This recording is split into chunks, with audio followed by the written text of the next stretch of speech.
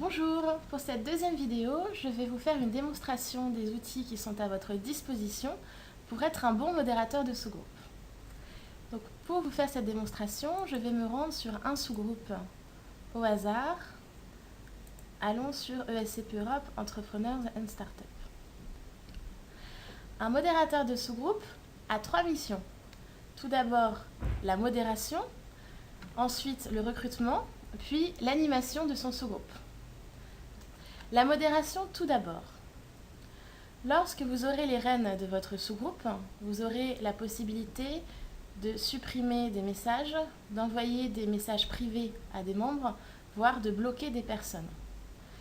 Rassurez-vous, nous n'avons jamais eu aucun problème sur les murs de discussion au sein de la communauté ESCP Europe. Cependant, il est bon de rappeler quelques bases. L'association ESCP Europe Alumni est apolitique, areligieuse, apolémique et a pour vocation de servir tous ses membres, tous programmes confondus et toutes promotions confondues. Voilà. Donc, si un jour vous remarquez sur les rôles de discussion qu'il y a des débats qui sont politiques, religieux, voire polémiques, n'hésitez pas à actionner votre pouvoir de modérateur et donc à supprimer les conversations. Il est bon à ce moment-là de nous prévenir également. Alors, par exemple, disons que cette conversation n'est pas de bonne tenue. Ici, vous avez un menu qui vous permet justement de modérer le message. Soit vous pouvez signaler le message comme publicitaire. Bon, rassurez-vous, tous les entrepreneurs au sein de la communauté ont le droit de parler de leur entreprise. Mais bon, si le message est trop déplacé, vous pouvez le signaler comme publicité et il sera alors automatiquement transféré dans l'onglet publicité. Vous pouvez, si vous le souhaitez, signaler le message comme offre d'emploi. Cela lui donne plus de visibilité. Et également, vous pouvez le supprimer directement et répondre en privé à la personne. Voilà. Donc voilà pour votre rôle de modération. Parlons maintenant de votre rôle de recruteur. Lorsque vous allez dans l'espace membre de votre sous-groupe, vous avez accès à la liste de tous les membres du sous-groupe. Votre objectif est d'accroître le nombre de membres de votre sous-groupe pour lui donner encore plus de visibilité et encore plus de dynamisme. Pour ce faire, plusieurs options s'offrent à vous. Tout d'abord, vous pouvez vous rendre sur la communauté principale LinkedIn et parler de votre sous-groupe. Voilà. C'est ce que j'ai fait ici. Bonjour à tous, savez-vous qu'un sous-groupe LinkedIn spécial entrepreneur a été créé? Pour nous rejoindre, cliquez sur plus, sous-groupe ESCP Europe Entrepreneurs and Startups. Vous voyez, les personnes ont déjà liké ou commenté. Je vais retourner sur mon sous-groupe. Vous pouvez également diffuser ce même message au sein de la communauté Viadeo ESCP Europe en vous rendant sur viadeo.fr puis en recherchant la communauté ESCP Europe. Cela marche de la même manière.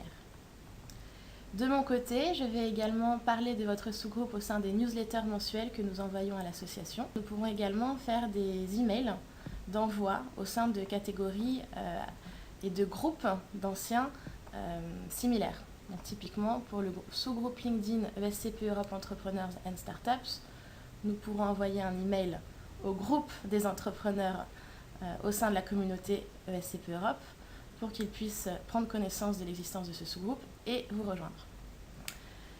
Voilà. Une fois qu'un membre souhaite rejoindre votre sous-groupe, vous avez la possibilité d'accepter ou de décliner leur demande d'adhésion. Pour ce faire, vous devez vous rendre sur l'onglet « Gérer ». Cet onglet n'apparaît que si vous êtes réellement modérateur de votre sous-groupe. Sur cette page de gestion, cliquez sur Participants, puis sur Demande d'adhésion. Actuellement, dans cet exemple, le groupe Entrepreneurs and Startups a 7 demandes d'adhésion.